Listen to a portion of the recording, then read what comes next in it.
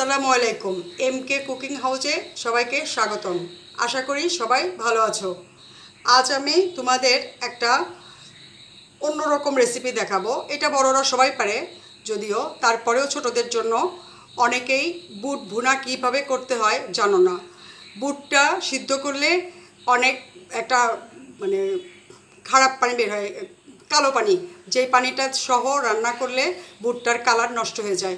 তাই আমি আজ তোমাদের দেখাবো কিভাবে ফ্রেশ বুট রান্না করতে হয়। এখানে আমি নিয়েছি 1 মগ বুট। এটা আমি সারা রাত ভিজে রেখেছিলাম।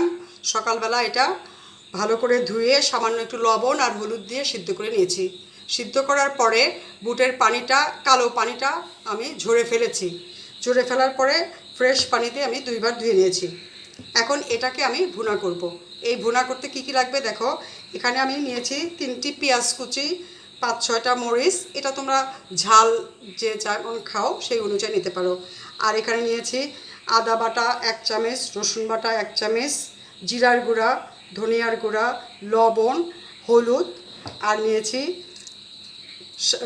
তোমার গোটা মশলা, দারচিনি, এলাচ, তেজপাতা আর লং। আর এখানে আছে ধনেপাতা। এখন আমি তোমাদেরকে দেখাবো কিভাবে এটা ভুনা করতে হয়। এখন আমি চুলায় একটা প্যান বসিয়ে দিয়েছি। এটা একটু গরম হয়েছে। এটার মধ্যে আমি পর্যাপ্ত পরিমাণের তেল নিয়ে নিব। এখন এই তেলটা গরম হলে আমি এটার মধ্যে পেঁয়াজ মরিচ আগে ভেজে নিব। পেঁয়াজ মরিচ এবং গোটা মশলাগুলো আগে ভেজে নিব। পেঁয়াজ গরম তেলের মধ্যে দিয়ে দিচ্ছি পেঁয়াজ মরিচ, আর দিচ্ছি গোটা মশলা, দারচিনি, এলাচ, লং, তেজপাতা।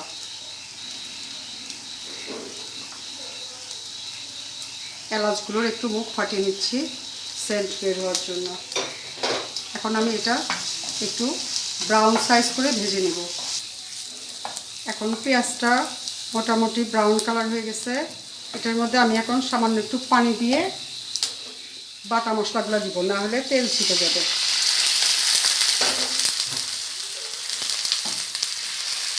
এখন আমি বাটা মশলা এবং গুঁড়া মশলা, স্বাদ অনুযায়ী লবণ সবই একবারে দিয়ে দিলাম।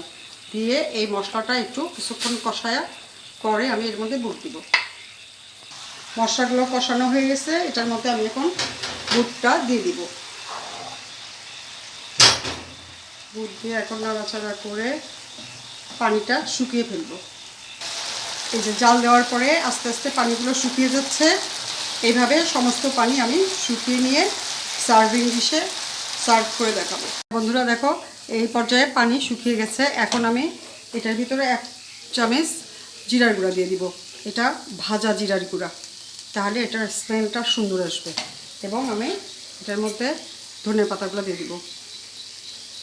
হ্যাঁ বন্ধুরা, তৈরি হয়ে গেছে সুস্বাদু বুটের ভুনা। এটা তোমরা বাসায় করে খেও, আর আমাকে লাইক দিও, সাবস্ক্রাইব করো, আর ফ্রেন্ডদের সাথে শেয়ার করো।